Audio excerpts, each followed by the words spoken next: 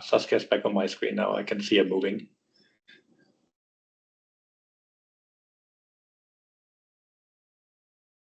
Afternoon.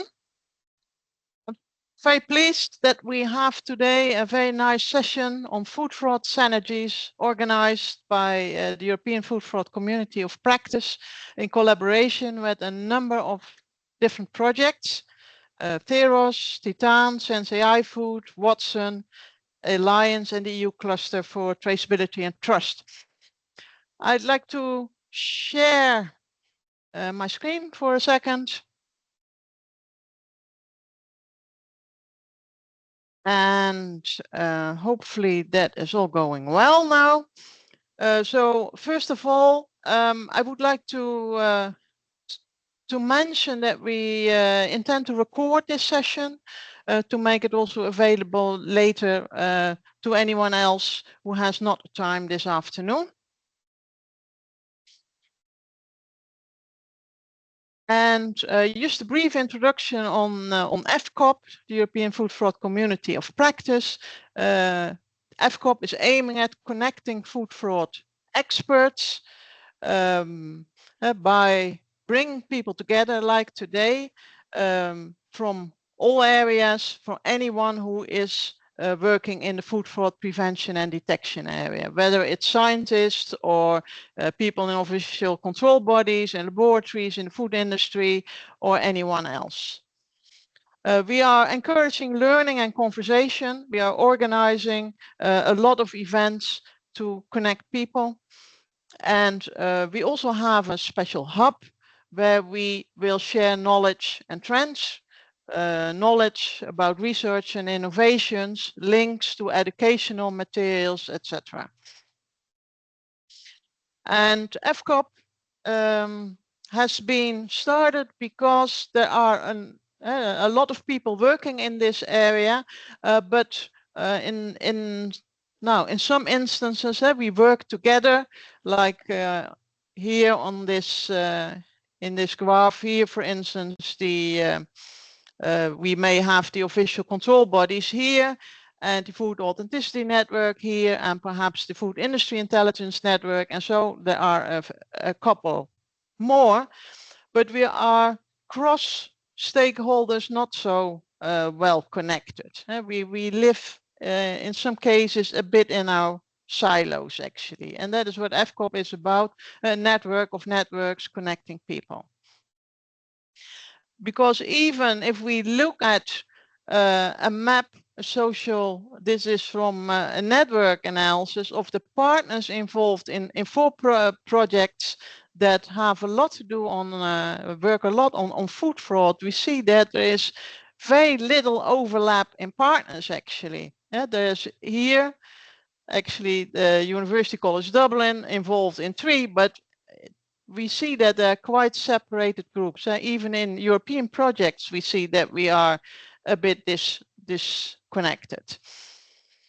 So EFF-CoP is connecting people through all kinds of virtual and live events, living labs, podcasts, webinars, virtual cafes, special events for early career scientists, etc. And there's one I would like you to reserve the date, save the date, 27-28 of May 2027, when we will host our Food Fraud or Food Authenticity Festival here in Dublin. That will be a very interactive and happy event to share knowledge, to share research and innovation with everyone, and to co-learn about this topic. Now today, we have our session on food fraud synergies, initiating the discussion across the European projects in the field. And topic 1 is the cross-sector intelligence sharing and collaboration. And especially the Food Industry Intelligence Network will tell us more about this data sharing across industry partners. And topic 2 is the integration of technological solutions across the food supply chain. And we have, as I already mentioned, the input presentations from a number of different European projects. So I won't take up more time at this stage, and I would like to introduce the first speaker, Sophie Lawrence of the Food Industry Intelligence Network, and she will talk about connecting the dots, insights from Finn on a building cross-sector collaborative network. Thanks, Saskia. Can you all see my slides okay? Yes. Great. Great. Thanks very much for the invitation to speak, EFF-CoP. I'm Sophie Lawrence and I'm Programme Manager at Finn. And I'm going to talk to you today about how we created our network, what it looks like, the processes and governance that were in place to create such a network, and some of the benefits and challenges that we've encountered along the way. So I think, first of all, it's really key to understand what the objectives are to create a network like this. So there was a recent paper published by the JRC about protecting the European food system. And it had one of its key recommendations was to motivate and incentivize food industry to share food fraud data and intelligence insights through an independent data trust that stewards and governs the sharing of data among industry members, as well as competent authorities. And that's actually a pretty accurate definition of how Finn operates already in the UK. But it's currently the only organisation of its kind globally. So it provides a really useful framework to look at if you're considering similar networks or arrangements. So just to provide a bit of background and context, particularly if some of you are not familiar with the network, just to show you sort of where we've come from and where we are today before we go into how the network works. We launched in 2015, following the horse meat scandal in 2013. One of the recommendations that came out of the Elliott Review, published in 2014, was that the food industry should have a safe haven to share information and intelligence. And so Finn was really founded in response to that in 2015 by 21 technical leaders across retail, manufacturing and food service, and created processes and governance to essentially facilitate the anonymous sharing of data between its members. And once these processes were in place and really essentially trust had been established across the network, then additional agreements were put in place with the regulators. So with FSS, FSA's NFCU and FSAI, so that Finn could work more closely with them and provide a clear and structured two-way process to share data. And that happens via multi-agency intelligence sharing meetings that happen every quarter. And then in more recent years, Finn have continued to work on our platform and worked on our technology to kind of increase the insights available to members, which we'll come on to in a little bit. So just to take a step back, it's not necessarily straightforward building this kind of network. I think whilst the objectives are often quite clear, so you know, those outlined by the JRC that I just talked about, better insights on commodity risks, industry to industry, and industry to regulator collaboration. And in our case, the horse meat scandal was a key driver. So confidence in the food system had been shaken, and here was a really good opportunity, you know, to better safeguard consumers, but as well as build trust back up within the food industry and the wider food system. But I think there are some key and probably quite common obstacles to building these types of networks. I think firstly, companies may have concerns around confidentiality. So in our case, particularly sharing data on authenticity anomalies. Many companies will be competitors. And then looking at more kind of logistical components, such as how do you fund a network like this? Who has the time and resources to build and sustain such a network? And these are all really valid concerns. And I think identifying and addressing them is really essential to making a collaboration like this work. So if we look at the Finn model, I'm going to address the first point, which is the confidentiality aspect, and talk you through how the Finn model works. So members of FIN, and that's currently manufacturers, retailers and food service companies. They submit data relating to raw material or ingredient testing, and that can include both analytical laboratory results and or supply chain traceability activities, and they submit those into FIN via a portal. And the next step is really where those sensitivities around confidentiality are addressed. So I think a key area of concern when FIN was being set up was trust. And FIN was often described as a leap of faith for its founding members. But the founders established a legal host, Evershed Sutherland, and identified a way to get data to flow through the legal host. So the members submit the data into the borough portal, and then the law firm collects the data and anonymizes those member inputs. The anonymized member inputs are consolidated and a report is produced using the combined data, which is also available via a dashboard to members so they can interrogate the data and look at trends and so on, which again we'll come to in a little bit. But the key kind of point from this is there is no way for the data to be traced back to its owner. And so this approach really allows for effective analysis by members, but without compromising the commercial sensitivity of the information shared by individual companies, which is really key. And then in terms of that second point, the funding, the FIN model is funded through member subscriptions. So these are tiered by company size to allow it to be accessible for different sizes of companies and are really relatively quite low cost if you compare them to something like a commercial data product. And the subscriptions support the day-to-day running of a network. So that brings us on quite nicely to the next slide. When I talked earlier about time and resources, I think it's really important to highlight the really strong governance and support structure that we put in place for FIN and the technical leaders that support it and its development. This is a really busy slide for good reason. So FIN is overseen by a governing board.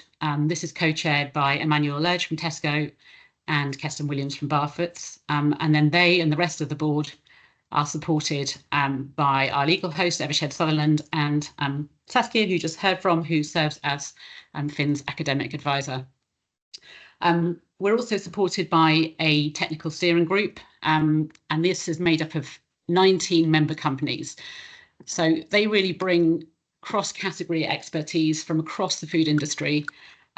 It's chaired by Debbie Barnes from Marks and Spencer's, and the whole group meets quarterly in person. And their core role really is to distill insights from the FIN data that comes in on that quarterly basis and then make recommendations to the membership in the form of a report.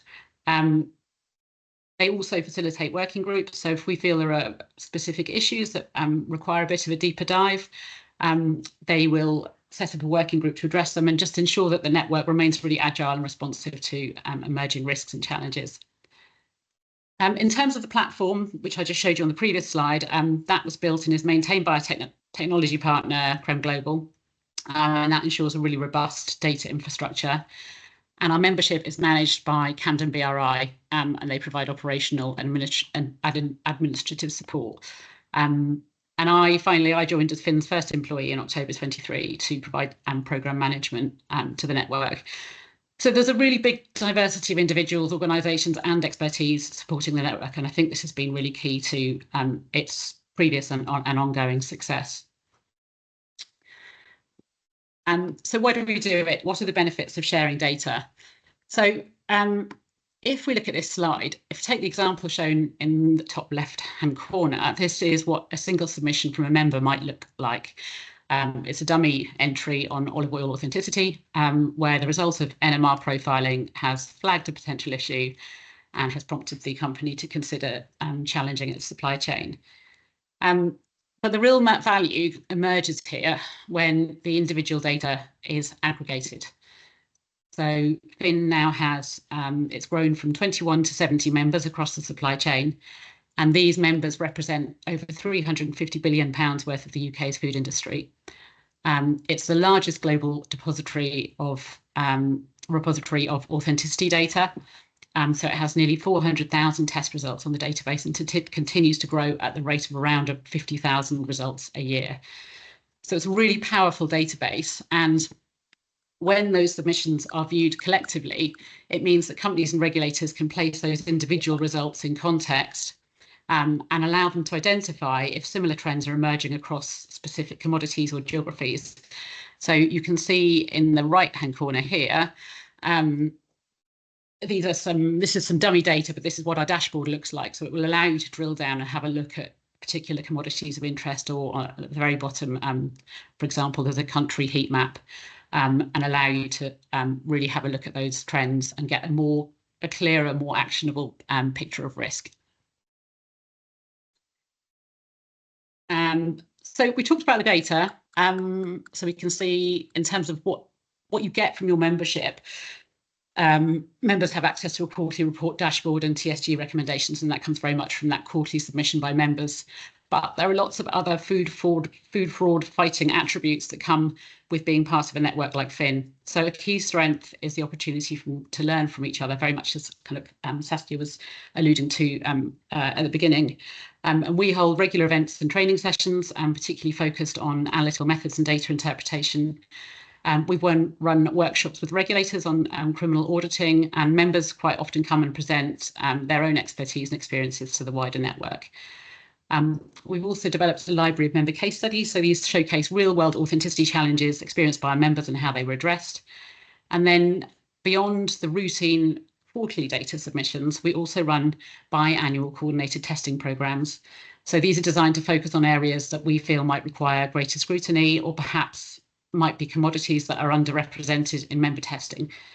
So we've run previous projects on edible oils, speciation of basmati rice, and then more recently a project on illegal dyes and heavy metals in spices and adulteration of black pepper. And these kind of additional initiatives really help us to stay ahead of emerging threats, making sure that the network remains proactive, not just reactive. Whilst there's a lot happening within the Fin membership and the network itself, I think we've been really aware that greater support was needed for those outside the network, particularly for smaller companies for whom Fin membership might not be accessible. And we were challenged directly on this point by Professor Chris Elliott a couple of years ago with a call to action, which was for Fin to step up to the mark, as they have done so well previously, to protect businesses and consumers from fraud. They have access to incredible data, intelligence and training material. It's time that the SME sector gets access to this. I know Fin are up for this and will respond accordingly. And it took us a bit of time to work out how to respond to this call to action. But in June this year, we launched the Fin SME Hub, which does just that. So it's a free resource available to anyone who registers, and it includes its kind of key piece of data is the commodity watch list, which is based on top-line Fin insights, updated quarterly in line with the recommendations made by the Fin technical steering group. Organophosphate poisoning. We okay? It includes food fraud tools and resources tailored for smaller companies, and news and events relevant to smaller companies, and safe confidential links to the regulators. But that's like a fertilizer thing. So the same one, is that one they use for fertilizers? I think we've got a bit of crossover on here. I muted him. Go on. Great. It contains safe confidential links to the regulators for reporting suspicions. And really, it's just a key step in, I think, connecting all the dots, between intelligence and accessibility, and making sure that all businesses, regardless of size, can benefit from the network. And we're really kind of committed to continuing our efforts to widen that support across the food system. So that's a very whistle-top tour of Fin, but I'm very happy to take any questions if anyone has specific questions. Very much, Sophie. Very interesting presentation on Fin with all the activities and benefits for the members. Are there any questions from the audience? You could either just raise your hand or type a question in the chat. Now, Bert, you're the first one. Go ahead. You're muted. Yes, I muted myself. Sorry. Just a question to Sophie, what you said at the very beginning. You said the data are anonymized, so they cannot be traced back to members. Now, I've been privy to seeing some AI systems that are not out in the public domain that handle large amounts of unstructured data that can trace back, especially if you have metadata. They're very good. And what I've seen there, if I transpose that to what you've just said, I would say that for now, maybe what we see in the public domain, it doesn't make it traceable, back traceable to the members. But I think what is not in the public domain, some of that would probably make it traceable back to members. How do you ensure that the data are kept confidential? They cannot be traced back to members, despite the use of certain systems that are not in the public domain at this point in time.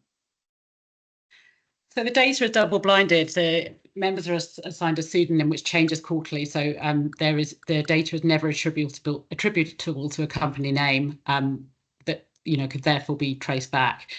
In terms of how that works with AI, it's probably not my area of expertise to answer, and I think we would have to talk to our technology partner Creme Global to answer that in depth. But there is a very strict system within Fin that disallows that any of those links to be made between member names and the information that's come through. Thank you. Thank you. Time for one more question, if there is any.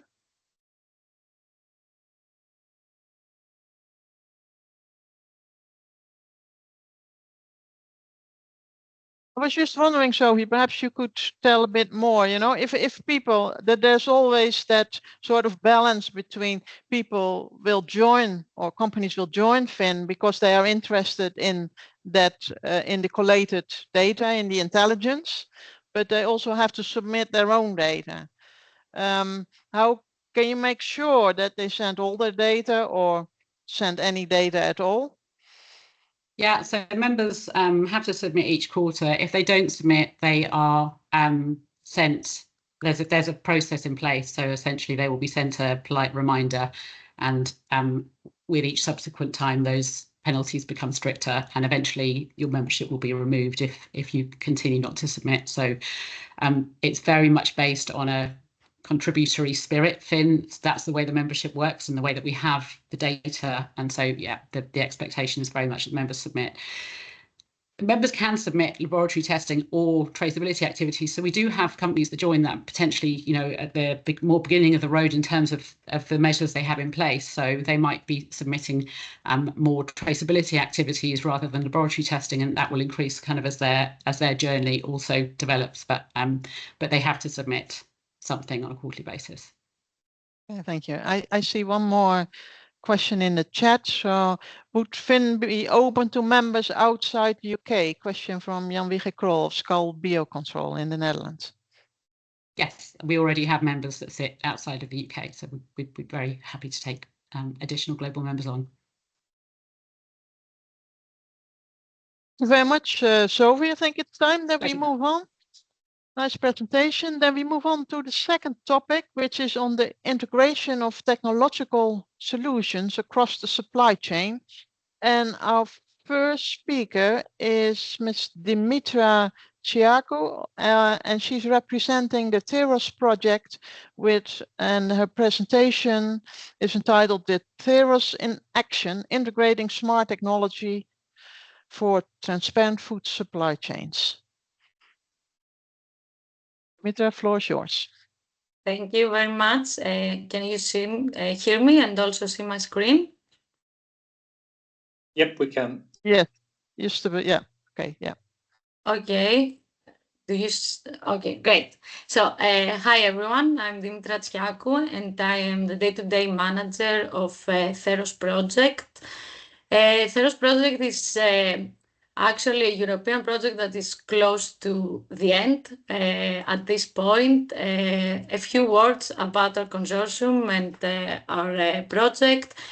Theros project addresses the prevention of adulteration in organic and geographically indicated food supply chains, with a project duration from January 2023 to December 2025. That's why I mentioned that we are close to the end of the project.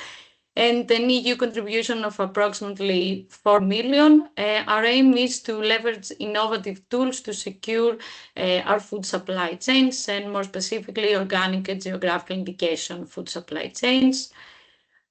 The motivation behind Theros is multifaceted, as you can see here. First, we align with EU sustainability and climate goals, aiming for a climate-neutral Europe by 2050 through sustainable food systems and eco-friendly farming. Another key driver is the need to combat food fraud, particularly in high-value organic and geographical indication foods, in order to protect the consumer trust and also the product integrity. We leverage technological advancements such as blockchain and digital product passports to improve traceability and security in the supply chain. Additionally, our work supports fair economic returns for local farmers, contributing to economic growth, while in the same time, we ensure safe, high-quality food for consumers. And finally, our project aligns with European Commission initiatives to enhance the transparency and restore the consumer confidence in the organic trade. Theros is built around several key objectives. First, we aim to improve the detection of adulterations and non-compliances in organic and GI food products through scalable digital solutions. We enhance traceability within the food supply chain via innovative technologies that ensure secure and transparent data governance. Thirdly, we focus on the efficient management and harmonization of all these data that are collected across the supply chain to support the improved decision making. And we also assess and formulate new business-oriented models in order to prevent food adulteration and increase quality assurance. And we are committed to validate and demonstrate the effectiveness of the integrated toolbox through 4 validation campaigns, setting the stage for rapid adoption of our innovations. As you can see here, the envisioned approach consists of low-cost, digital and scalable solutions that rely on Earth observation, photonics, Internet of Things, and DNA authenticity methods, being coupled up with advanced analytics, machine learning, and artificial intelligence in order to ensure the efficient detection of fraudulent cases, as well as monitoring of associated quality and sustainable elements. We also have the blockchain enhanced traceability system and dynamic digital product passport for improved traceability, security, and transparent data governance.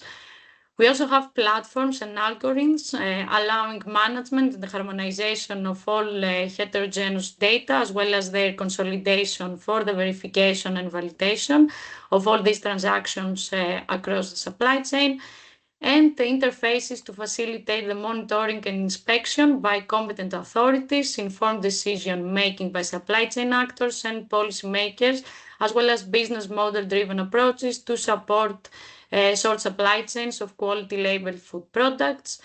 This integrated toolbox is being deployed in 4 different pilots in Serbia, Greece, Czech Republic, and Spain. Moving on, let's dive into these novel technologies. First, we have the Earth observation services, in which we use satellite imagery from Sentinel-2, including a model to distinguish between organic and conventional parcels. We compute markers on satellite imagery to monitor agricultural activity, and by the use of machine learning techniques, we address the challenges that are related to the complexity of carbon footprint and sequestration study and its impact. And we combine these markers in order to help agencies with risk assessment and monitoring large areas for organic farming. Next, we use the MEMS-based photonic system that advances food adulteration detection by providing quick, non-destructive analysis of organic products with high accuracy using low-cost portable spectrometers, as you can see here. So far, we have achieved a high accuracy for non-destructive analysis of organic products like oranges, wheat, flour, and apple juice. We also developed AI models to differentiate between organic and non-organic products and analyze their soil properties. Also created a comprehensive spectral library supporting fraud detection and environmental impact assessments, and all these are being visualized through a mobile application that is coupled up with the MEMS service, and is designed in order to facilitate the data acquisition from the spectrometers and also have a seamless integration with Bluetooth connectivity. Moving on, we have IoT sensors that enable the monitoring of quality and climate parameters related to the transport of these very valuable labeled food products, including the effective recording of all key tracking events, and thus preventing any potential misuse of the trademark. As you can see, we monitor air quality, humidity, package integrity, and we also have real-time data transmission to our Theros platform in order to track from the beginning point until the product reaches the customer. And so far, we have conducted successfully tests in the Czech Republic pilot, demonstrating that the system effectiveness in ensuring product integrity. Also, we deployed DNA-based authenticity kit, which can verify the species origin and authenticity of food products like mussels in Spain, particularly focusing on organic and GI-labeled products with high-resolution melting profiles and DNA sequences that provide accurate identification of the species and the origin of the product. We also have a machine learning model to predict the origin on DNA sequences and these melting temperatures, and it's also coupled up with a data ingestion platform that you can also put all the data that we have collected from the Spanish pilot, and also showcase the graphs of the melting temperature, and also how confident is the model that the origin of the product is how they claim it should be. Next, we have one of our key components, which is the blockchain platform to ensure secure and transparent tracking of food products across the supply chain. We have established a successful connection with the ERP systems that most of the pilots have so far, but in some cases we also develop data entry screens for the blockchain for the cases that we don't have ERP system in the services. Also, the blockchain system has integrated in the Theros toolbox the verification engine, which has an automated process to validate the integrity and authenticity of the organic and geographical indication food products and all the data that we collect through all of the 4 pilot cases. And last but not least, we have the digital product passport that offers real-time traceability and verification of organic and geographical indication food products, which is being deployed in 2 of our 4 pilots so far, and it's through all of our testing and live demonstration we have documented how the digital product passport reassures and also builds trust between the data and the consumers. I think that's it. So thank you everyone, and of course I'm here if you have any more questions. Thank you very much for the nice overview, Dimitra. Then we open the floor now for questions from the audience. Any questions out there? Raise your hand or type it in the chat.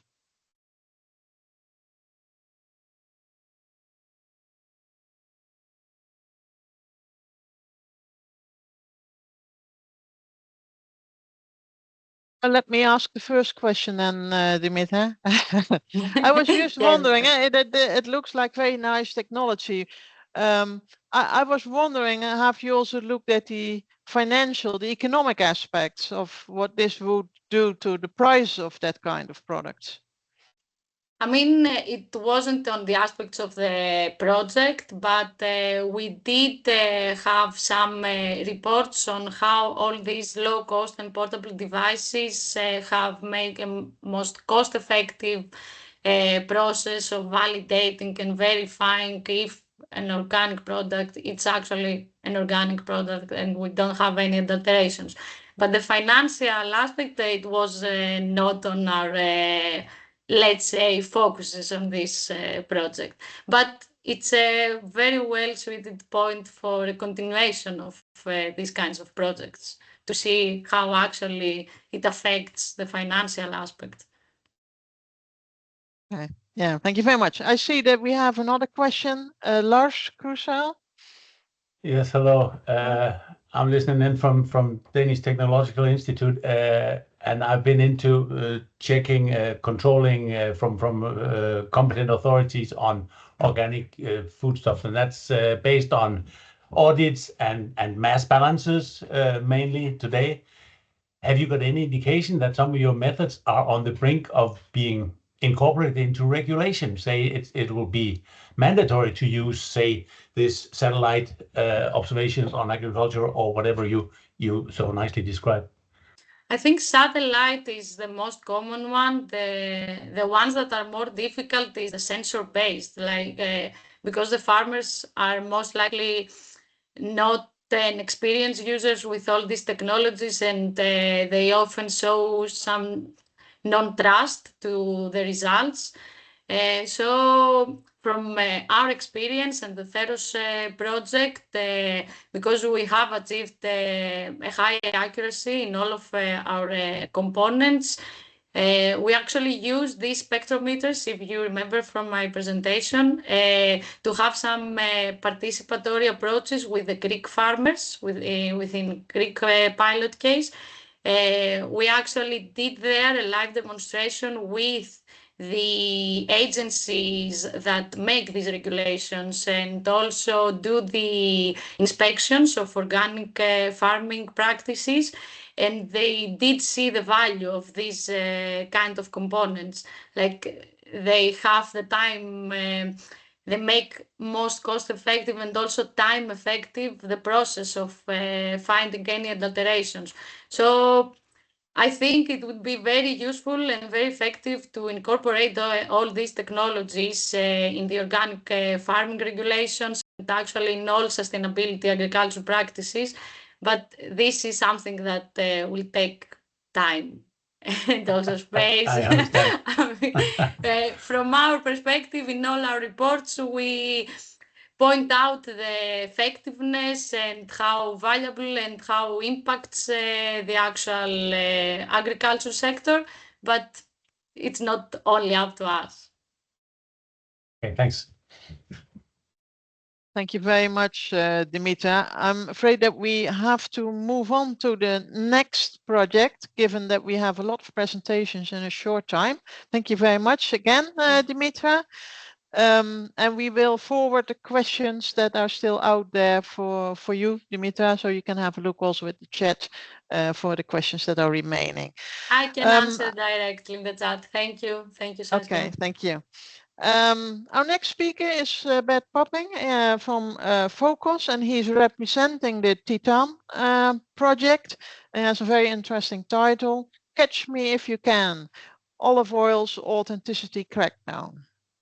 Bert, the floor is yours. Thank you very much, Saskia. Saskia mentioned at the beginning of her talk in the introductory comments that there is very often a disconnect between the different activities in the realm of food fraud. And she mentioned the 3 projects, and there was very little linkage. So this is basically the approach that we have taken for the Titan project, for 2 of the food safety pilots. The other one that I'm not going to talk about, that I just mentioned in passing, is one for food allergen detection. And here it could also have implication for food authenticity, because we have seen in the past that, for example, the expensive pine nuts in pesto were replaced by cheaper peanuts. So here we use essentially from the point of need testing technology, which is a DNA-based technology, the same type of technology, but here we combine that with an artificial intelligence system that basically goes through the past, the history data, and the current data of the company, the delivery, the raw material income, to identify if there are occurrences and more likely occurrences of food allergens, either through adultering the raw materials that they've been buying in from suppliers or through carryover in the factory itself. But today I'm really talking about the olive oil authenticity crackdown. Catch Me If You Can, you know the movie. So it's a little bit here. We've been trying to root or uproot the olive oil fraud for a very, very long time. And Sophie actually mentioned that she had data there. She showed the data using NMR. Now, one of the issues with those type of data is basically that you have to send a sample to the laboratory. It takes usually quite some time to get the result back, and you have a long waiting time. In the current system, in the current supply chain, which is a very fast-moving supply chain, it's very difficult to have that waiting period there. So what if you could make that faster? That was the approach we've taken. We've also used the combination of two different types of technologies, but let me talk you through this step by step. And now, of course, not quite sure what's happening here. My screen has gone restart the program, so I do apologize. Not quite sure what you're seeing. Okay, let me try again. I'm starting my PowerPoint again and see if that works better. Sometimes the devil is in the detail. Okay. So once again,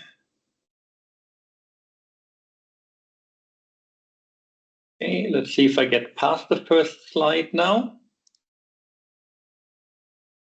Yeah, here we go. So I guess you can see the video. Yes. So basically, this is a oversimplified version of the olive supply chain or olive oil supply chain. So you have the orchards, the olives get harvested, the olives get put on a truck.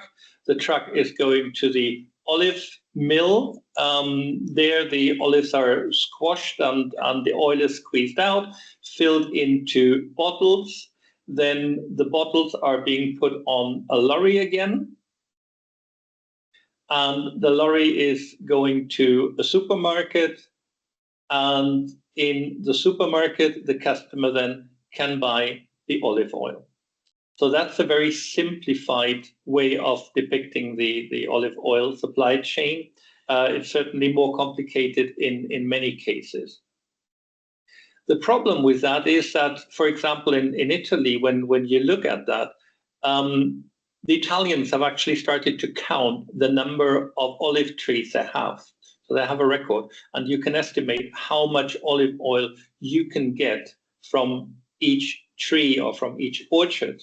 So you know that you cannot produce more than X number of liters of olive oil. But what we find usually in the market is at least double, sometimes more than double amount of allegedly extra virgin Italian olive oil. So we know there is some fraud. And that was demonstrated by one of the Europol Operation Opson, where extra virgin oils were targeted. And here you see some of the facilities where they actually frauded the oils and then still sold it as extra virgin. And this one, in this case here, was 150,000 liters of extra fake virgin olive oil. And this is basically where our pilot kicks in. So we have looked at that more or less simplified supply chain. So, well, there are different points. So you see the red arrows here at the bottom. At which point can actually the supply chain be infiltrated by rogue traders, where they put in more olive oil, but not extra virgin, that is then sold in the store at the higher price for extra virgin olive oil. And basically, you can manipulate at the orchard, because you could bring olives that you bought from Tunisia, from Morocco, and put them on the same lorry that goes to the mill. And then you say, it's still my extra virgin olive oil, but it's not coming from the same orchard, obviously. So then the mill, that's usually that's a really difficult point because the mills are kind of very complex. There are many ways of funneling oil into these mills without many people notice or anybody noticing, and then you have more bottles in the store than you should have. So basically here what we have looked at is a combination of distributed ledger technologies, and in this case, similar to what Dimitra said, blockchain was, combined with, and that's a novelty, it's on-site, basically point of need testing technology. So here we used a DNA-based technology, DNA-based assay, where you do not need much. You have a device that you can plug into the USB slot of your computer. You have an extraction buffer that you need to shake a little bit, and then you put it on that device, and it runs the analysis automatically, and you get the answer in your computer. And that is then fed into the blockchain directly. So you have already the mass balance data. You know how many trees they have. You know how many kilograms of olives they might possibly harvest in a good year and in a bad year. So you have that range. And now you also have the DNA trace of the variety, the specific variety that you want to trace throughout the supply chain.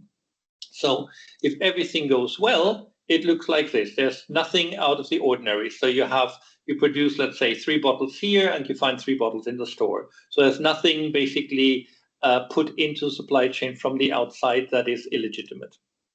Now, if that happens, you see here, analysis, you have here the blockchain, it's all fine, lorry, all fine, oops, there's something at the mill. So somebody has put in more bottles and the DNA profile has changed. So that will be flagged by the system, by the blockchain and by the DNA analysis. Of course, in the store, it would also be flagged. So basically here you have tools that allow you to determine on site with very simple method. You do not need to be a PhD in science. You just need to be a normal operator that can actually use that device, and you put the data in the computer, and basically you get the result, and it shows you that something is wrong because you haven't received, or the mill hasn't received enough extra olives to produce that amount of olive oil. So that will be flagged. So this combination basically serves a number of purposes. It makes it much more difficult for the fraudsters to infiltrate those supply chains without being noticed. So it protects the extra virgin, the high value olive oil supply chain. It makes it more difficult to sell fake oils as your authentic high value oil, and that will keep the market prices high. So it basically benefits the economy, it benefits the grower, and I think that is a very that is an item that should really be looked at as helping the economy, helping the farmer. And with that, I would like to thank you, and happy to take any question if you have.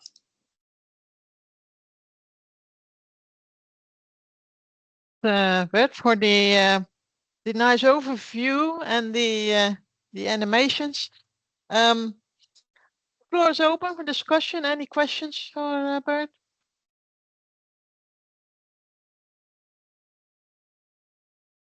I see one in the chat. What makes extra virgin olive oil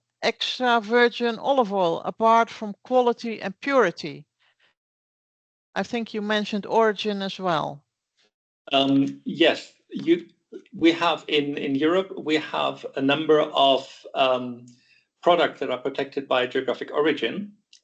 So you have as a pricing factor, certainly also the origin. So for example, Italian olive oil, even though not my absolute favorite, my other half is Spanish. So I'm going with a Spanish side here with a Spanish extra virgin olive oil. That is my favorite, but certainly origin plays a role in this. And we see on the market, as I've shown you the example from Opson, they were hunting basically those guys that sold extra virgin Italian olive oil because it's better known. The marketing strategy of the Italian is generally a little better than that one of some of the other European member countries. So origin does play a big role. And so extra virgin, well, you have different quality, of course. The taste difference for the average consumer is probably, unless you're an organic expert, not discernible, but of course the price is. And the extra virgin olive oil needs to be pressed at a certain temperature. It cannot be higher than X number of degrees, so it preserves many of its relevant ingredients and flavors. And I saw Lars has another question. Yeah, thanks. It's just a bit of a controversial question for you, I suppose, because I'd say when you have the blockchain, why would you need the analysis part, the DNA or whatever you would analyze? Because if you have the blockchain, I suppose you have the mass balance, very transparent, very easy to control at different steps, and you'll have that alone revealing that at the mill has the mass has been higher. It's a very good question, Lars. With blockchain, one of the challenges is the 0-hour record. So if you have at the beginning of the blockchain, the first entry that you have, if that is false, you have an issue, and that problem has not been solved. So it's always good to have a secondary tool to actually demonstrate you actually have what's supposed to be in the bottle. Yeah. And Thank you. Quincy has another one if we have time. Yeah, we have time. So Quincy, you see your hand? Thank you, Saskia. Good morning. Good morning, Bert. Excellent presentation. Really appreciate it. I'm also going to ask a slightly more controversial question like Lars. Go ahead. We've been aware of these numbers for over 10 years, right? And over 50% fraud in extra virgin olive oil. Yet the retailers keep on selling them. Where in your viewpoint is the responsibility on the retailer in terms of doing testing and pushing back into their supply chain, the requirement to make sure that they don't sell fraudulent product? I do continue to see significant numbers of extra virgin olive oil being sold as such when it isn't. So what's your thought on that on the retail side? I think, again, that comes back to the point of need devices. Right now, we have the obstacle of having to send samples to the laboratory for analysis, which takes a long, long time. And from the cost perspective, is not a little expense. So if you budget that, it impacts quite significantly the quality control budget. So here we have a tool at hand, and you could replace it by other portable tools. I think Dimitra was looking at NIR and some of the other technologies that are portable that would allow you to rapidly scan on site what you're getting in. So I don't know if the legislators would go to the extent of prescribing that when these tests become the point of need tests become commonplace, that would be a requirement for anybody taking goods in on a regular basis or on a risk assessment base or risk management basis to test for this product. But I would certainly hope so, especially the olive oil supply chain. The farmers go, I mean, if you have seen how difficult it is to produce extra virgin olive oil, how much labor is involved, you appreciate the value of that particular oil. And I think it's important that this is carried through to the retailer. So this is why many people are happy to pay the higher prices. So it would be good at the retail end to also have appropriate controls in place. But of course, retailers are only interested in the white label product, the one that they're responsible for. If it comes from another brand name, they might not have the incentive to test for that, and how that can be remedied, I'm afraid I have no answer. I completely agree with you, Bert. I think it's a very poor excuse, but I agree with you that is exactly what is happening. And ultimately, as a food sector, we need to do better than where we are at today. But thank you very much, Bert. Really appreciate it. You're most welcome, Quincy. Thank you very much, Bert. I think we have to continue with the next presentation. Perhaps you can answer there are still a few questions in the chat. Perhaps you could answer them, when you're when you have a look at them.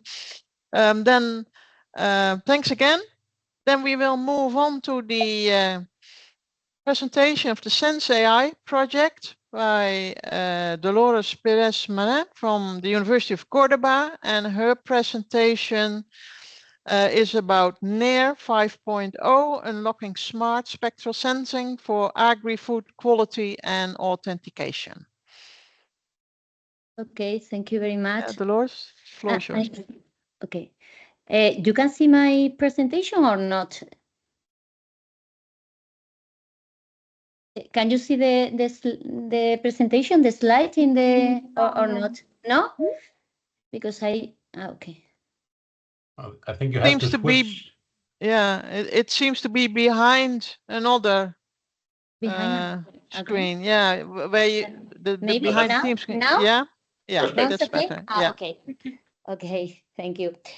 Okay, thank you very much for inviting me to share our work in this workshop about fruit fraud.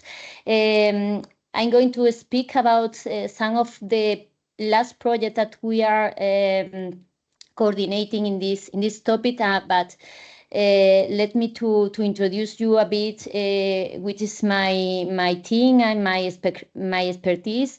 I'm full professor on the Faculty of Agriculture and Forestry Engineering in the University of Córdoba in Spain. And we are working from a long time in the digitalization of the agri-food system, mainly working with a spectral sensor, in particular with NIR spectroscopy, and also with precision livestock farming. This is another issue that we are covering. Now I'm the president of the International Council of NIR. The two projects that I'm going to share with you today is the cost action sensor thing and the cost innovator grant that Spain from the other, that was the Sensai Food. I have to speak a bit about sensor thing, that is the previous, because it's the starting of the current project that we are developing. Just to let you know, this project, the SensorFin project, the title was European Network for Assuring Food Integrity Using Non-Destructive Spectral Sensor. It was a cost action that finalized last year, and then we started a continuation of this project, that is the Sensai Food project, that is more focused on artificial intelligence methods. At the beginning, we work more with the sensors. Of course, the data processing are very important, and because of that, and because we know that there is a lack of robustness always in the models. Always we say we need more data, we need to improve the models, and the artificial intelligence is here with us, and we need to know how this can be combined with our spectral data. Of course, to be how do you say, to be careful, because sometimes the use of artificial intelligence could not be the good thing, but other times could be important. So this is the idea of this action, that's joined more than 300 participants from more than 31 countries. And in this kind of project, what we share is knowledge. All the participants has their own projects, but we know we share the knowledge through different tools, as scientific mission, workshop, conference, training school. We are almost in the end of our of this current project. So what we have now in the future is very soon, next month, is the final conference. So just to let you know why we started in this, at the beginning, of course, as you know, the problem is that the consumers are demanding safe, nutritious foods, and also, of course, authentic foods. To meet these requirements, the food industry needs to increase or to improve the control of the product that they provide. So this is important, but also you know that they have a specific regulation to meet. Also, the problem of the fraud is real. Is a big problem in this area. and also the authentication. Some example has been shown before by my colleagues before the Teros project or about the olive oil, just the previous presenter. And the other thing important is that we need to control all the anti-food chain. I am not sure because I saw in the previous presentation that, okay, blockchain is important, and I agree, but we need also analytical methods that enable us to control the production around the food supply chain. But we have another problem, that is the supply chain are very complex, and each day are more complex, more stakeholders. So this is also a challenging for us. We don't have time now, but if we will have time to do a brainstorming all together, I think that if we want to talk about trends in food and process control, I'm sure we are going to have more or less the same ideas, the same keywords. I'm going to show you some things, some ones, food supply chain, industry 4.0, food quality, traceability, digital twins, cobalt, transparency, edge computing, food safety, digitalization, authentication, big data analysis, food fraud, food integrity, IoT, producer, consumers, blockchain, digital labeling, non-targeted methods, connectivity, that is very, very important, and interoperability. But we cannot forget, and I think it's the most important or the core is the sensor that provide us the data and artificial intelligence, because we are in this era and we have to learn to manage this and to connect these two technologies. So because of that, in this case, working with a spectral sensor and with NIR, because the spectral sensor has many advantages, and the most important is that it's a digital signal, it's non-destructive, and we can have a lot of information. We are advancing in this combination, in joining these two.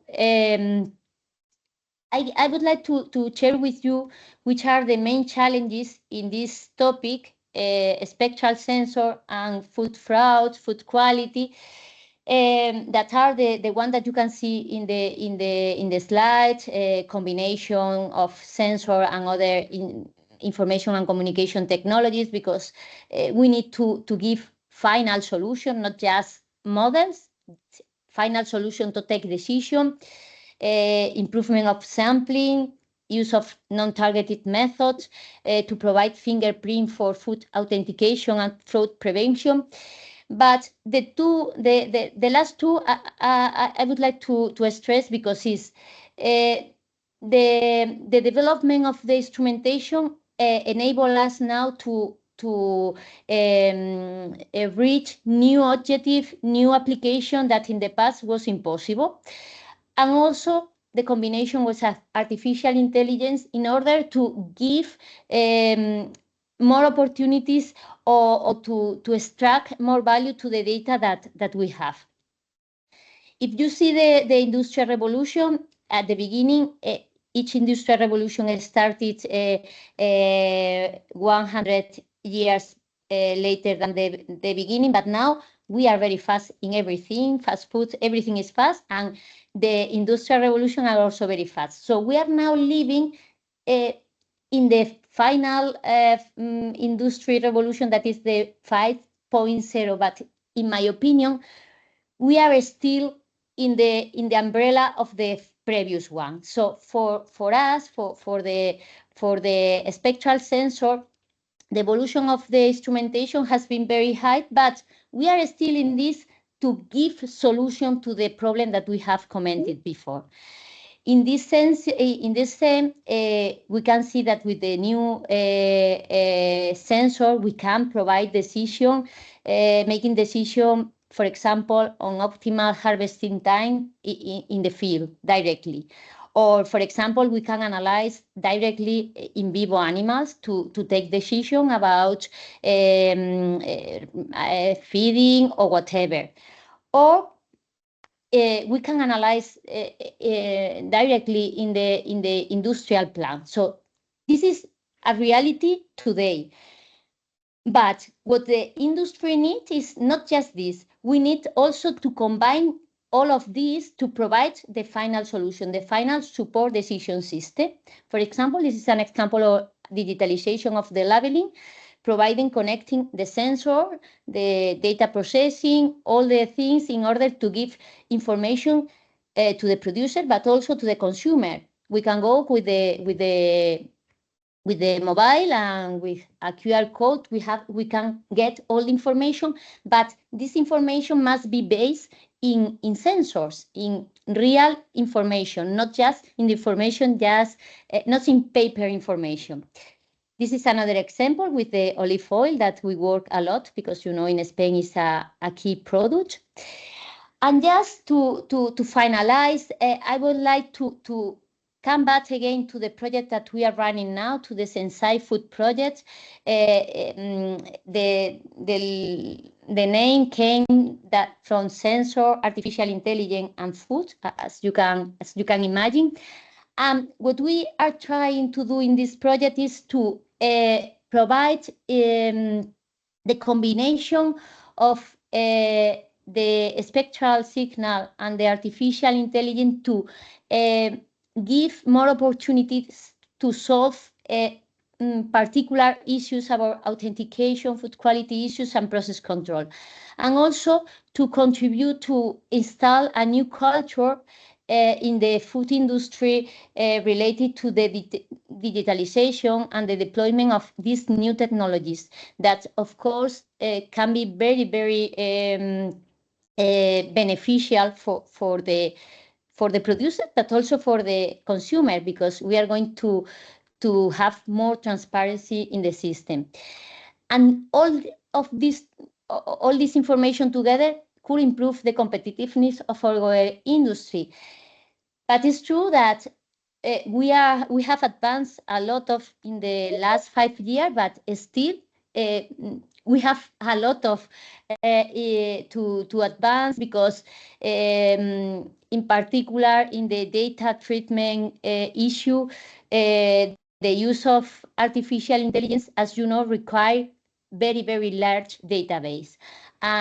When we talk about social media data, this is very easy to have data, but when we talk about food information, analytical information, this is expensive and it's not so easy. So because of that, this is a topic that is a hot topic that we have in which we have to advance in the near future.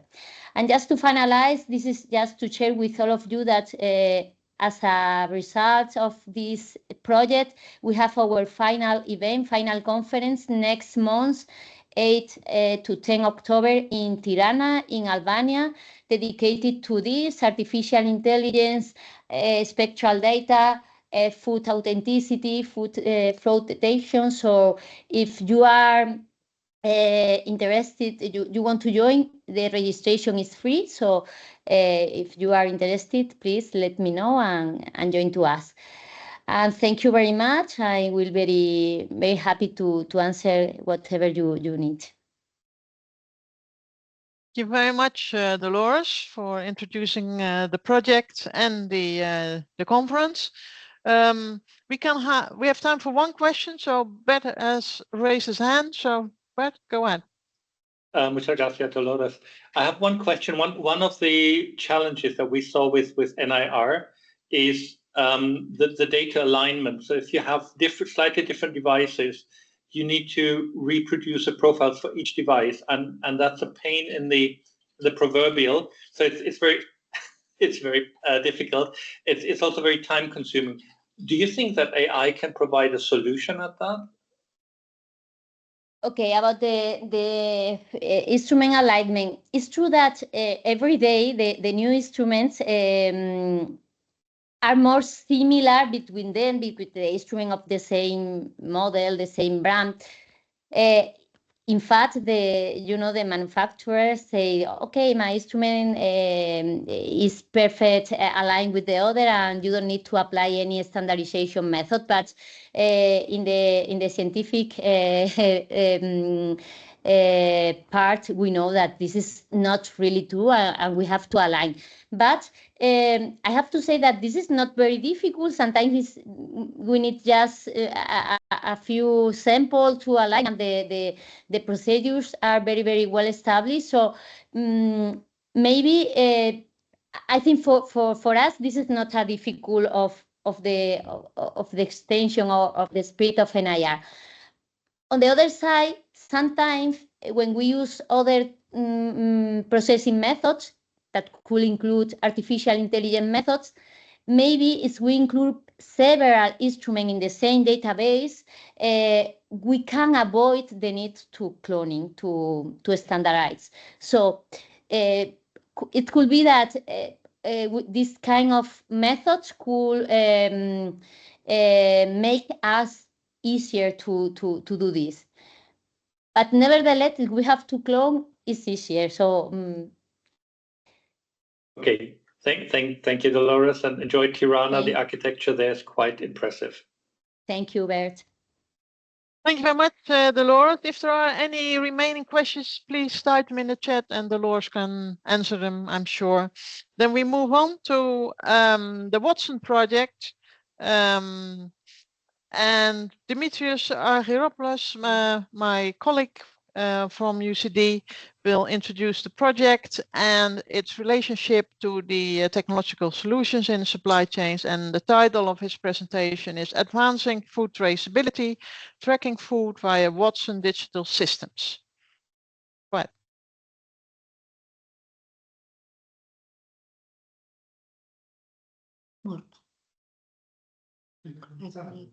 You're muted, Dimitrios. Yeah. Okay. Yeah. Thank you again. I have already said that. Thank you, Saskia, for inviting and also for organizing this really nice webinar today. I'm very happy to be with all of you here today and to give an overview about Watson, what we have done over the last 2.5 years. We are approaching the end of the project early next year as well. As Theros, few words about myself. I'm another academic here in UCD, School of Biosystems and Food Engineering. Also, I have my own lab, Digital Agriculture, D-Lab, Digital Agriculture and Bioresource, with a special focus on the application of smart systems to the agri-food and bioresource sectors.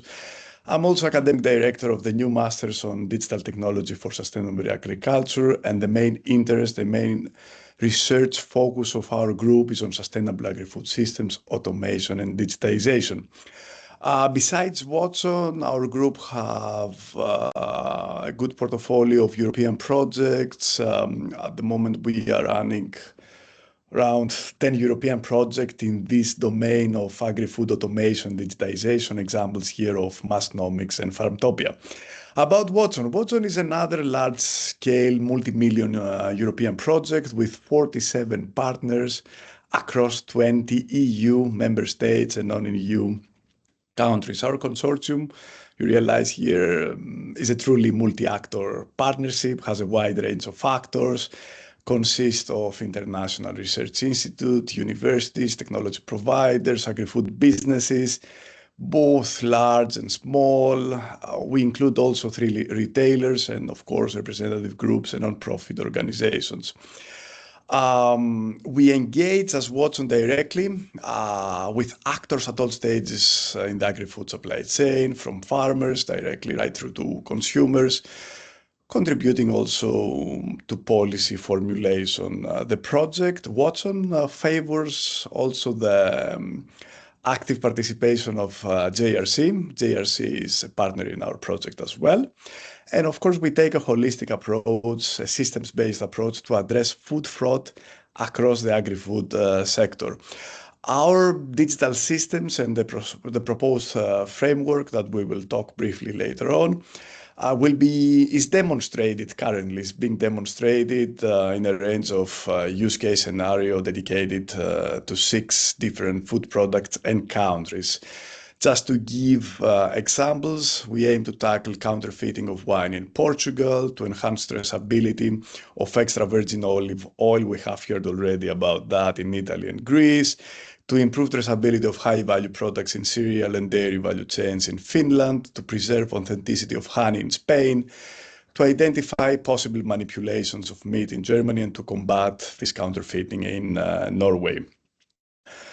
Very briefly, our overall aim as Watson is to provide a methodological framework combined with a set of tools and systems that can detect and prevent fraudulent activities throughout the whole food chain. We follow a threefold approach, like we have carried out already intelligence analysis, assessing what is happening in the world and identifying any external signs of fraud in the very beginning of the project. Also, we had carried out product analysis focusing on suite of detection technologies, and root cause analysis investigate why fraud is happening, where the vulnerabilities are, and who is involved in that process.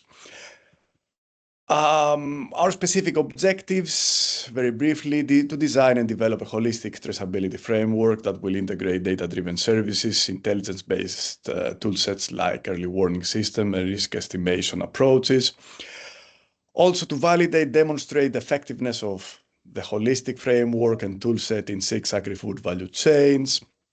To advance the inspection and control capabilities of food safety authorities through reliable and rapid methods based on emerging technology. We have already heard about this stuff earlier from other projects as well.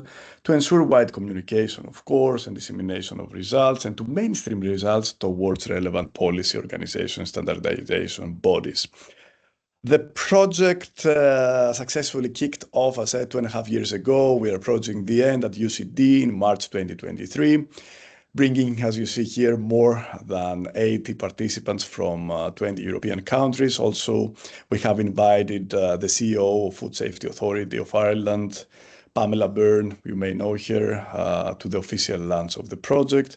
And of course, since then, we have made solid progress towards establishing this framework, the digital framework, to combat food fraud. And to do so, we have followed the methodology, having 4 steps. We're going to hear about it a little bit later. As far as our work plan is concerned, it's a pilot-driven project organized into 6 work packages.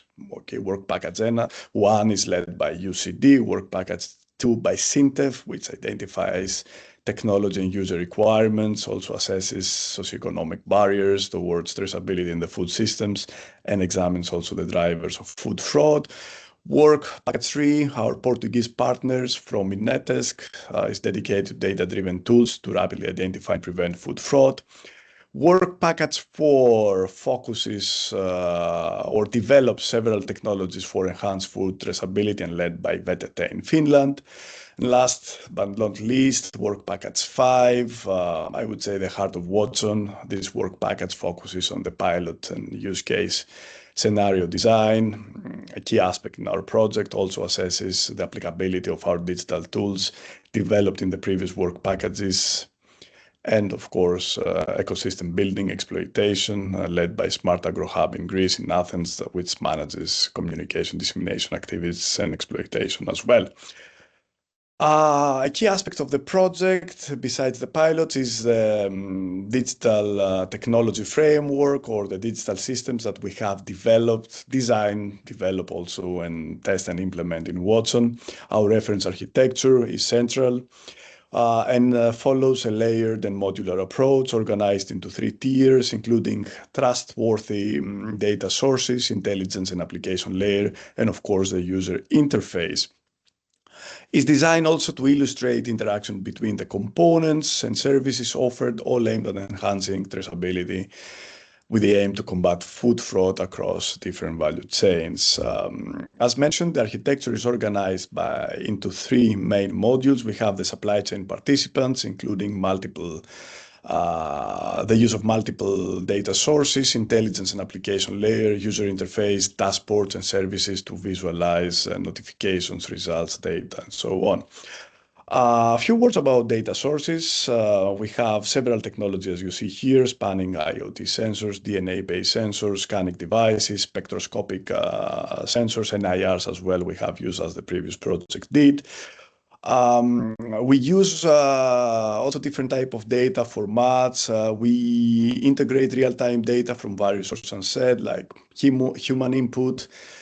This can be quality checks or manual inspections, or the data acquired from scanning, food scanning tools, and real-time and online ones from the IoT devices, or internal type data of the participants, company of the supply chains, like production details, batch numbers, or transaction data.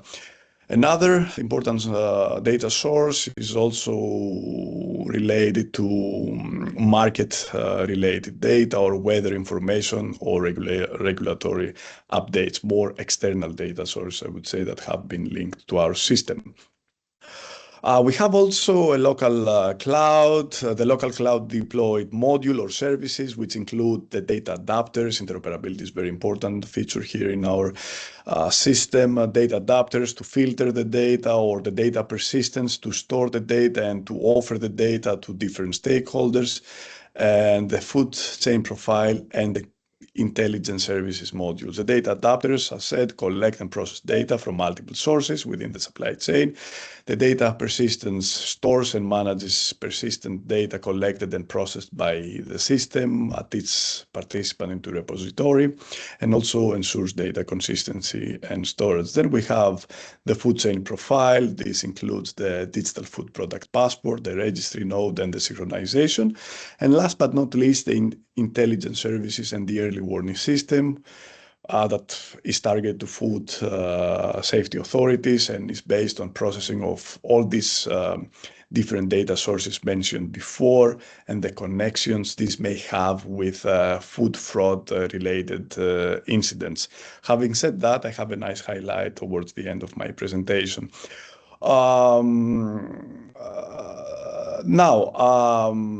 One of the highlights, as said, besides the digital technology architecture, which is also central in the project, was highlight and challenging procedure as well. Imagine how many partners we have in the project. We are almost 50 partner organization. Is the methodology to design the pilot based on real life use case scenarios. The first step in that process was to understand the stakeholder expectations. We had all of them in the project, as said, through interviews, gap analysis, and vulnerability assessment. Then these results, of course, offer the necessary input to define the requirements of the pilots, design the use case scenario set based on real life incidents, and then the pilot leaders in consultation with the technology and service providers in work package 3 and 4 tailor their proposed solutions targeting specific stakeholders' needs per pilot and food chain, building in this way our Watson food fraud, I would say, framework using different digital services. Apart from stakeholders training and community engagement that is managed through the piloting phase that is currently ongoing, policy recommendations, feedback received at the end of each pilot has improved this framework, and now we are towards finalization of the Watson framework. Just to recall, we had 6 pilots across 8 different countries. We had also replication activities in 2 different countries. This represent 6 value chains, and each of the pilots represent a special case of food fraud or traceability aspects that need to be tackled. Also, a really interesting slide about the pilot and technology matrix we had generated, how different technologies used per value chain and the pilot. I will not go through this into detail, but of course I'm happy to discuss further and also provide further information about that another time. Now, about our methodology, since it is a unique framework, as I said, Watson methodology followed 4-step approach. In the first half of the project, we focus on the design, the development of the framework. This implied identification of operation challenges faced by the food chain stakeholders in relation to data availability, very important aspect that we have here in the very beginning today. Traceability and transparency, also understanding the reasons and drivers of food fraud and how to contribute to its identification, prediction, and prevention. Saskia has done a lot on that front. Also, we analyze digital technology, how we can use existing tools like AI-supported early warning, or how we can adapt these tools to our needs for food safety authorities, how to use the benefits of data-driven IoT-enabled services for improved tracking and tracing of food products, how to design and develop fast, inexpensive, very important and flexible tools for authenticity control, and how to use data analytics as well. You know, we gather a lot of data, but again, how we can interpret this data and to have meaningful insights out of them. For food fraud, of course, and traceability aspects.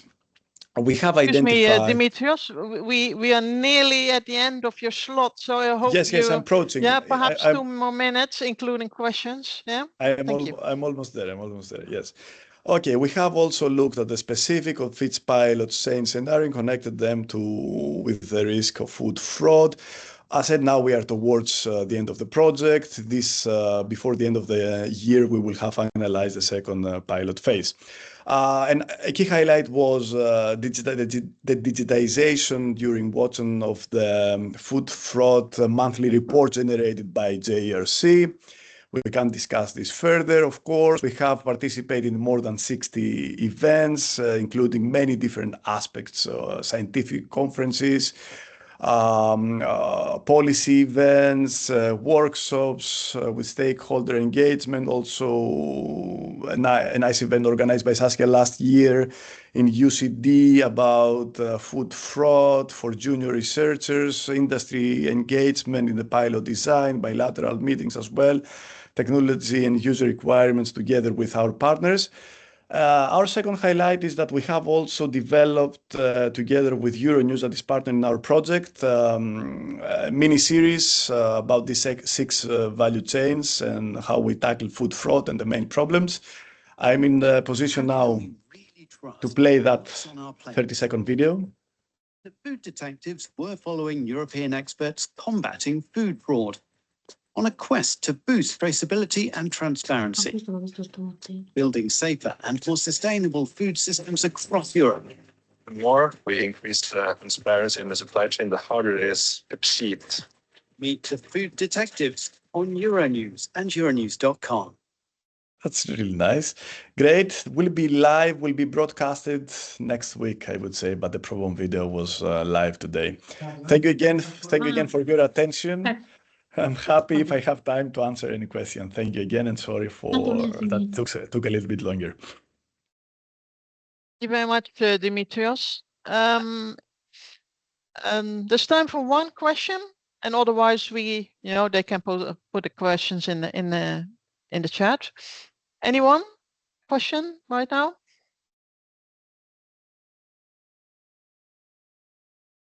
No worries. If any, I can answer later on. Yeah. So type your questions for Dimitrios in the chat, and then Dimitrios will answer right away. Okay, thank you. Thanks again, Dimitrios. Then we move on to the next speaker, who is representing the Alliance project, Apostolaris, and he's from the University in Greece. And the title of his presentation is Enabling Trust in Quality Labeled Food Supply Chains through Blockchain, the Alliance Framework. The floor is yours. Sorry, I was muted.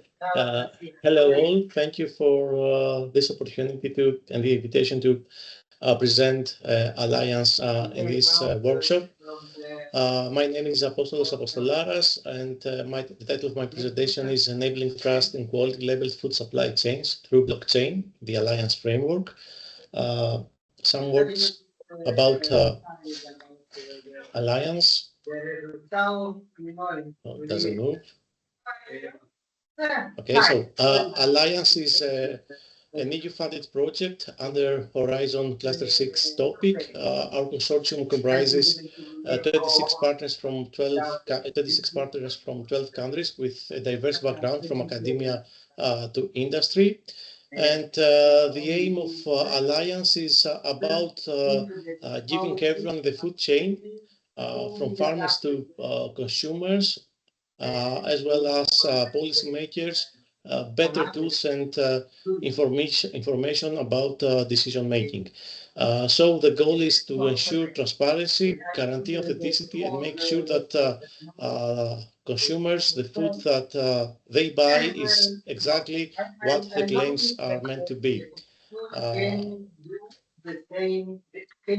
So Alliance objectives are sixfold. The first one is to provide food producers and retailers with a holistic framework of innovative solutions that could ensure data veracity and accelerate transparency and trust throughout EU quality level food supply chains, to investigate the food fraud landscape and propose systemic solutions that can detect adulteration on the spot and provide trusted, interoperable quality level food supply chains. The third one is to consolidate international and European links, raise awareness and promote multi-actor cooperation and information sharing, collaborate with standardization bodies and European Community Services, and ensure that technology transfer of Alliance results. The fourth is to increase transparency in the quality level food supply chains of organic, PTO, PGI, and GI food by using innovative and improved track and trace mechanisms that contain accurate and time-relevant information. Of course, to equip food actors, farmers, public authorities, and policymakers with meaningful insights, and to be able to create a complete situational awareness of the supply chains that they monitor. And last but not least, to validate the effectiveness of Alliance solutions in the quality food supply chains and demonstrate the results in 7 diverse use cases. So talking about the diverse use cases that we envision in our project, we test our solutions in 7 different food supply chains across Europe.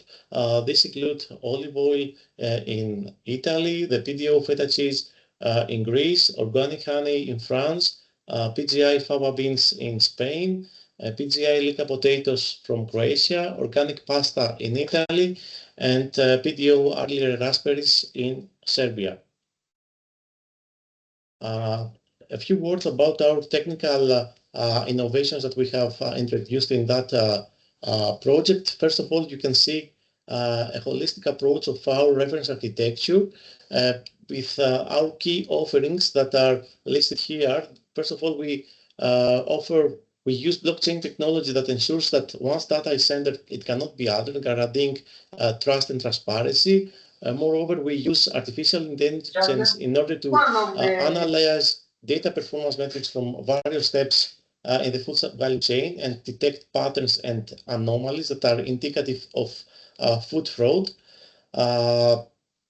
Then with next generation portable DNA sequencing, we are able to verify the geographic origin of extra virgin olive oil and honey on those 2 scenarios. And by correlating specific genetic markers that confirm the authenticity and the provenance of the food product. Fourth, with predictive analytics, we are able to forecast future risks with historical and real-time data analysis and identify and pinpoint high-risk connections that in the food supply chains to proactively countermeasure possible vulnerabilities. And last, we consolidate this knowledge that we have under a digital knowledge base to provide and share comprehensive information on food products and food fraud instances. Considering blockchain acts like a digital ledger that is secure, decentralized, and tamper-proof. Every step a product takes from production to transport to retail is logged in the blockchain network. In that way, all the actors within the food supply chain can verify whether a product is authentic or not. So blockchain provides us transparency and traceability. It provides also an immutable record of data, keeping us secure of what we want to store in that network, and that creates enhanced trust and confidence between the actors that are participating in the value chain. And of course, this happens through a decentralized and consensus mechanism. Moreover, considering the AI early warning and predictive analytics that we support in the value chains of Alliance, AI systems are trained to detect unusual patterns in the supply chains, and predictive models can go a step further by identifying areas where fraud is more likely to occur, so that the responsible actors to be proactively able to make decisions, informed decisions. Then, with the portable DNA sequencing technology and the advanced spectroscopy, we can test samples directly in the field. It is a portable technology that is not reliant on lengthy lab processes, and also combined with spectroscopy and other methods, it helps to verify product purity on the spot. So this is a very handy tool in order to be able to actually for the regulatory bodies and the inspectors to make inspections on the spot and verify the authentication of claims of each food product at every step of each value chain. So we consider, for example, portable DNA sequencing in extra virgin olive oil and in organic honey. We had a plan also to incorporate that in the FABA bins. Last, all findings here are consolidated in a knowledge database in order to facilitate collaboration and knowledge sharing among researchers, producers, and regulators. That requires, of course, continuous updates and improvements about the findings that we are occurring during our research timeline. And of course, this knowledge database, its role is to offer a comprehensive information repository in order to enhance food safety, quality standards, and specifically someone to that he desires to align with regulatory requirements can advise that knowledge database. Of course, this knowledge database is offers centralized access to data and ensures that all interested stakeholders can have access to the information that they need to maintain food quality and safety. Here, let's move to a more technical part of this presentation. You can see an abstract representation of our data repository architecture. Every transaction is directed to the blockchain, also goes to an off-chain database in a way that maintains consistency between two repositories. Because blockchain is a costly technology, we keep only the critical data within blockchain, and also we maintain a parallel database that is called an off-chain for the other parameters. In that way, we also balance between the cleanliness of the technology in terms of CO2 emissions, and also try to be more effective in terms of performance, because as the blockchain network escalates and grows, the performance starts to deviate.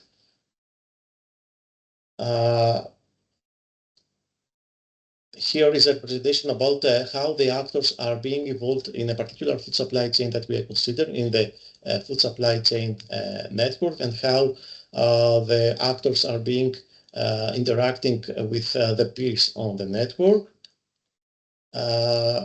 Here we see a more representative information flow of the journey of the products that are supported in the value chains of Alliance. Here we can see every step of the value chain of the PDO feta cheese and what is being recorded at every step in the blockchain or at the off-chain repositories. Moreover, we have on the left the presentation for the other value chains. So we chose as an indicative one to showcase you the PDO feta cheese. In this slide, you can see a customized dashboard of the blockchain application that is used for the production of the feta cheese. Here the dashboard includes a variety of tabs with different levels of access depending on the user rules. So this image shows the set of tabs accessible by the quality control manager. To make this more concrete, the feta supply chain, its actor, like for example the truck driver or the storage manager, enters information through a blockchain app. So a driver transporting milk records the journey digitally instead of using paper forms. Sensitive data is securely stored on the blockchain, while less critical data are being kept on the off-chains for performance efficiency of the value chain. That also ensures that from the farm to the consumer, feta cheese will be fully traceable along the food supply chain value chain, and also every information that is stored there is protected against tamper-proof attack. Here's an example of how the truck driver interacts with the system beyond simply monitoring the information. He is able or she is able to add new milk collection by clicking the responsible button. A form appears that allows for filling the required information and add additional information about a new record to the table displayed in the blockchain application. Then the bottom right shows the view of the blockchain application as seen by the truck driver on the table that he owns, where each row corresponds to a quantity of milk that has already been transported to the feta cheese processor, the feta cheese factory that is Olibos, our partner in that project. So the color boxes show the mapping between the information displayed in the application and the table fields used to store the information in the off-chain repository.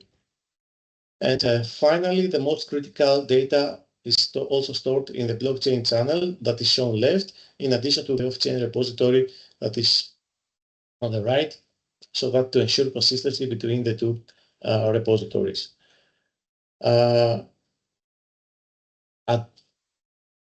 Now we present another role about the PDO feta value chain in order to show the different dashboards that the blockchain application offers for the interaction of the warehouse manager with the blockchain system. And we finalize, we can make, let's say, an overview about the Alliance demonstrators. There are 7 different use cases that we have about Alliance in the Alliance project. We consider 7 different quality levels of supply chains in different European countries. The demonstrators' aim is to validate the effectiveness of the proposed solutions and demonstrate the wide applicability of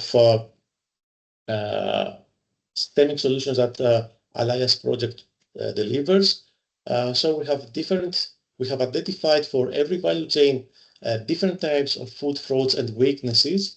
And although we offer a unified framework to be applied, we are able to adapt and tailor-make the requirements, to adapt to the requirements of each value chain in order to offer solutions that can critically address the problems of each value chain. So that is a process that has been identified during gap analysis and user needs and requirements session that was conducted during the very early stages of the project. So on the first demonstrator, we have identified the types of fraud in olive oil. It's mislabeling, true origin, substitution, dilution, counterfeit, theft, and the most important weaknesses are complex and fragmented supply chain with many stakeholders and opportunities for malicious intervention, something that was also discussed here in that workshop. And the proposed solutions is, of course, a portable DNA sequencing device that will be used for sample analysis on spot and on the field, and also an olive material certification using trained machine learning and AI algorithms. For the Excuse me, but would you be able to speed up a bit, because the time is up basically at the moment? So if you could finish in 2 minutes or so. Yeah. Yes, Thank you. can finish that. So I can show you the most important types of fraud that we have identified in feta cheese. Is adulteration, dilution, mislabeling, unauthorized additives, counterfeit, and theft as well. And the identified weaknesses are external partners that are being involved in value chains are involved in transportation, and no electronic record of the sampling data. And that is done, a handy process that is done by the drivers. Considering the organic honey, the types of frauds that are occurring is adulteration, mislabeling, contamination, or mixing different types of honey, counterfeiting and tampering and diversion of the product. Identified weaknesses are the honey is packed outside of France and loses any information that is related to transparent traceability. Then about for fava beans in Spain, the identified fraud is adulteration, mislabeling, origin, and substitution. The weaknesses that are related with this value chain is the lack of identification tools and objective measures, the manual data collection that and yield readjustments, and lack of label traceability of the fava beans product. And of course, there is no control over the fava classifiers. Then, considering demonstration, the 5D demonstrator, Lika potatoes, the identified type of frauds in that value chain is the mislabeling of the potatoes that are grown in this territory of Croatia, the mislabeling of imported potatoes as Lika potatoes, and the substitution with lower quality potatoes. And the identified weaknesses of this value chain is the missing verification outside the certification system, where all the producers are belonging to, and the lack of traceability system, of a digital traceability system, since all this work is based on paper or handiwork that is being transferred in an Excel file format, for example. Considering organic pasta, the types of fraud is mislabeling in regards with organic label, the authenticity concerns in the specific durum variety, and the identified weaknesses are pesticides in irrigation, water, soil, and air.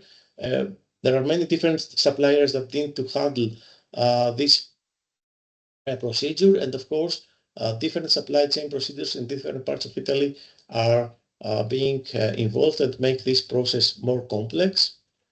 And last, considering the 7th demonstrator, the Arile raspberry in Serbia, the identified frauds are misidentification, addition of lower quality varieties in the product, and also mislabeling. As an identified weakness in that value chain, traceability and tracking of information is manual and relies on hard copy records and experiential knowledge of the experts. So that was Alliance, a brief overview of our activities there. Any questions? Thank you all for your attention. Thank you very much for your presentation. In view of time, I would suggest that anyone having questions would type them in the chat, so that the last speaker also still has some time to show her work. Thank you very much for the Alliance presentation, and then we move on now to the EU cluster. Thank you. For the EU cluster for food traceability and trust, Elena Krikigiani of Seability in Greece. Can you hear me, and can you see the presentation? Yes, everything is fine. Please go ahead. Okay, thank you, Saskia. So my name is Elena Krikigianni. I'm a geoinformatics engineer, and I'm a project manager at Cibility, which is the communication and dissemination manager of Theros project. And we have been nominated as the contact point, the initial contact points of this cluster. So I'm delighted to welcome you to today's session and to this last but not least presentation. We will be exploring the EU cluster for food traceability and trust, which is a collaborative effort that is shaping the future of food systems in Europe. So our journey began back in February 2024 with the three initiators, Theros, Alliance, and Watson. Then over the following months, the rest of the 10 EU initiatives, as they appeared on this slide, embarked on this journey. Now the cluster brings together 13 EU funding projects that we're working all of us collectively to address the challenges facing modern food supply chains. We are not just a network of projects. We consider ourselves as a collaborative ecosystem that believes in both synergy and impact. That is why at the heart of our work is the idea that we are stronger together. And by combining expertise across disciplines, we accelerate the adoption of the groundbreaking solutions we develop, and that they have been already presented to you from the colleagues earlier on as part of these workshops, some of them, of course. Our aim is to leverage advanced technologies, multidisciplinary know-how, and policy-driven strategies to make food supply chains secure, resilient, trustworthy, and sustainable. The scope of our activities is broad, but is interconnected. We focus on tackling food fraud and safety concerns, enhancing traceability from production to consumption, what we, with other words, say from farm to fork, and supporting resilient and sustainable food chains. Here we have come up with a matrix where in the first horizontal lane, you can see the key working areas, while in the first vertical column, you can see the projects. And inside this matrix, you can see the working areas we are cross-collaborating and cross-fertilizing with each other. I assume that this presentation will be circulated after all, so you will have more time to delve into in more detail, and we will be more than happy to respond to any requests that you may have. So why does this cluster matter? Because collaboration amplifies impact, we can say. Because by sharing tools, knowledge, and best practices across projects, we achieve more than any single project could do on its own. We also strengthen visibility through joint events, webinars, outreach activities, and most importantly, some of the projects that they are currently be part of this cluster have been strategically positioned as part of the EU Food 2030 Research and Innovation Roadmap. So over the past year, we have tried to share our work in several self-organizing events. The first one was a webinar series entitled Securing Our Food Supply Chains back in September 2024. Then we made a deep dive into traceability and verification technologies in February 2025. And the most recent one was our webinar on the new legal framework for seafood traceability in April 2025. For all these webinars, the material is online, so you can, let's say, visit any of the websites of the projects that you can see now on my screen and delve into more details per project and per presentation. Needless to say that all these events have helped us connect with diverse stakeholders and showcase the progress we make in each one of the projects. Looking ahead now, our vision is clear, a transparent, secure, and sustainable food systems for all.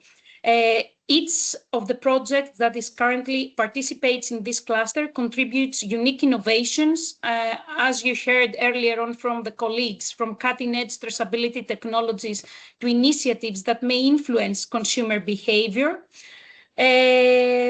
That is why we want all of you to encourage all of you to engage with us. We have created a LinkedIn page, and you can use your phones and scan the QR code that appears right now on the right side of your screen, and stay connected with us and be part of this journey. I believe that together we can move forward towards a more resilient and trustworthy food systems, not only Europe, but why not even beyond. So I hope it was not too quick, Saskia. I tried to compensate the time. Thanks very much. No, you did not need to compensate for others that were exceeding the time.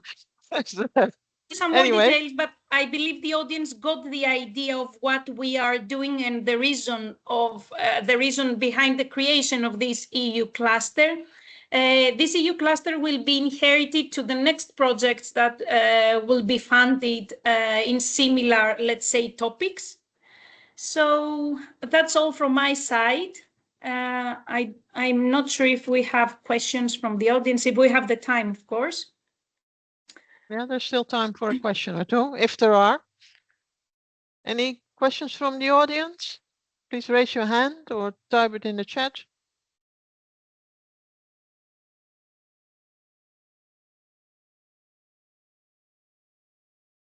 No, I was just wondering, Elena, how are you handling when projects finish? It is what I have already said. So we do not finish all of us at the same time frame. Okay, at the same month.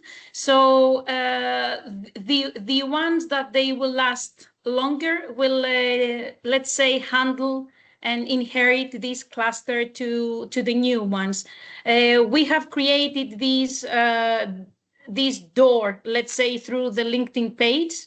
So these actions and the activities that they have already taken place as part of the current members can be exploited by the new ones, by the new members. All right. Okay. Thank you.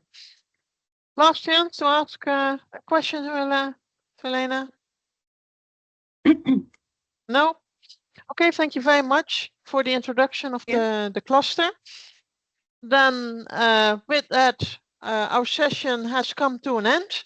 The food fraud synergies, we have seen quite some, especially technological development to reinforce traceability, and seen the results of various European projects or the results so far, combining all types of data with blockchain to increase transparency across chains, as well as at the beginning you saw the sharing of data within a group of stakeholders, food industry, retailers, and food service in the Food Industry Intelligence Network.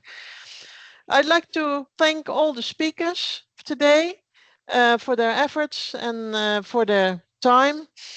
And I hope that you will all join the European Food Fraud Community of Practice, of course, and join our next event, which are usually highly interactive and full of energy. Thank you very much for joining all the whole audience. Thank you for joining today, and hopefully we will see you soon again. Thank you. Bye-bye. Thank you, everyone. Bye. Bye-bye. Bye-bye. Bye. Thank you. Goodbye.